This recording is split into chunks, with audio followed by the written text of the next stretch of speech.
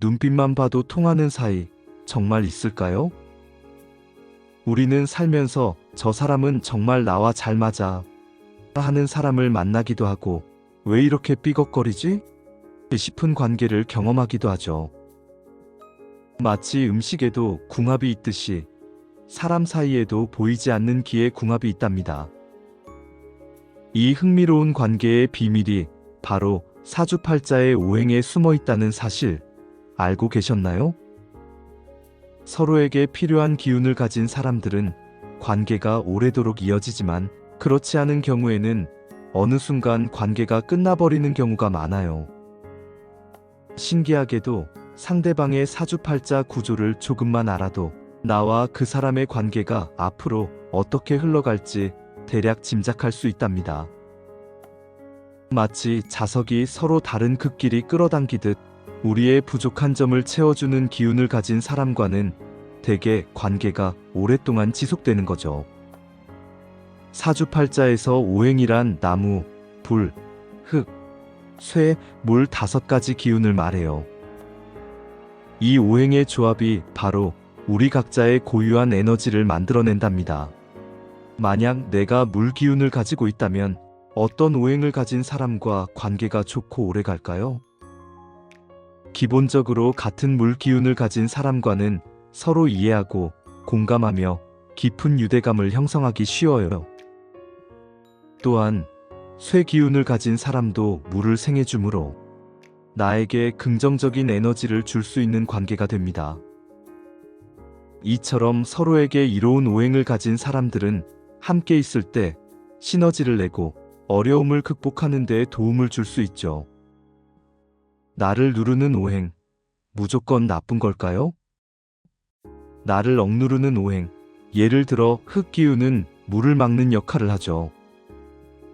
이런 기운을 가진 사람과의 관계는 무조건 나쁘다고 할 수 있을까요? 꼭 그렇지만은 않아요. 나의 기운이 너무 넘쳐 흐를 때는 흙 기운이 오히려 나를 적절히 조절해주고 안정감을 줄 수 있답니다. 마치 넘치는 물을 흙으로 둑을 쌓아 막아주는 것과 같죠. 계절에 따라서도 필요한 오행은 달라져요. 만약 내가 겨울에 태어난 물기운이라면 나를 따뜻하게 해주는 불기운을 가진 사람과 잘 지낼 수 있어요.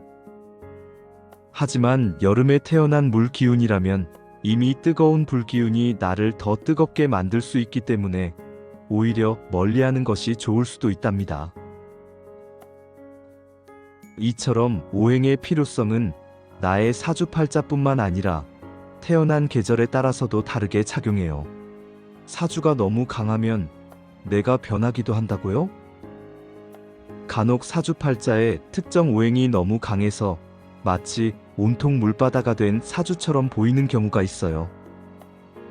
이런 사주를 가진 사람이 사회적으로 어떻게 성공할 수 있을까 싶을 정도죠. 그런데 사주라는 것이 참 묘한 점이 있답니다.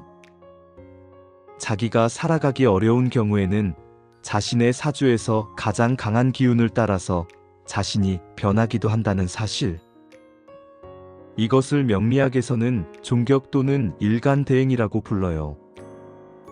말 그대로 가장 강한 오행의 기운을 따라간다는 의미죠.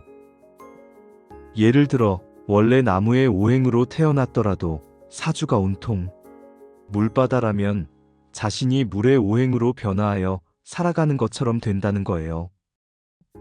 이런 경우는 마치 주변 환경에 맞춰 자신을 완전히 바꿔버리는 카멜레온과 같다고 할 수 있겠죠. 사주팔자에 나에게 꼭 필요한 오행이 있는 사람들은 대체로 무난하고 순탄한 삶을 살아가는 경우가 많아요. 마치 삶의 길을 걸을 때 든든한 동반자가 있는 것과 같다고 할 수 있죠. 필요한 오행이 나의 부족한 부분을 채워주고 어려움을 헤쳐나갈 힘을 주기 때문이랍니다. 반면에 사주에 필요한 오행이 부족한 경우에는 나를 도와줄 사람을 만나지 못한 격이 되어서 상대적으로 어려운 삶을 사는 경우가 많다고 해요. 물론 이것이 모든 것을 결정하는 것은 아니지만 우리가 관계를 맺는 데 있어서 서로의 오행이 얼마나 중요한지를 보여주는 부분이기도 하죠. 서로에게 필요한 오행을 가진 사람을 만나는 것은 그래서 더욱 소중하고 의미 있는 일이라고 할 수 있답니다. 우리 관계, 오행으로 더 깊이 이해해봐요. 어때요? 사주팔자의 오행이 우리의 인간관계에 얼마나 깊은 영향을 미치는지 조금은 이해가 되셨나요?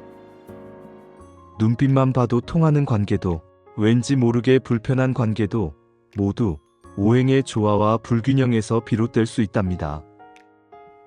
물론 사주팔자가 모든 것을 결정하는 것은 아니지만 오행의 원리를 통해 나와 타인의 관계를 이해하는 것은 분명 더 풍요롭고 현명한 관계를 만들어가는데 큰 도움이 될 거예요.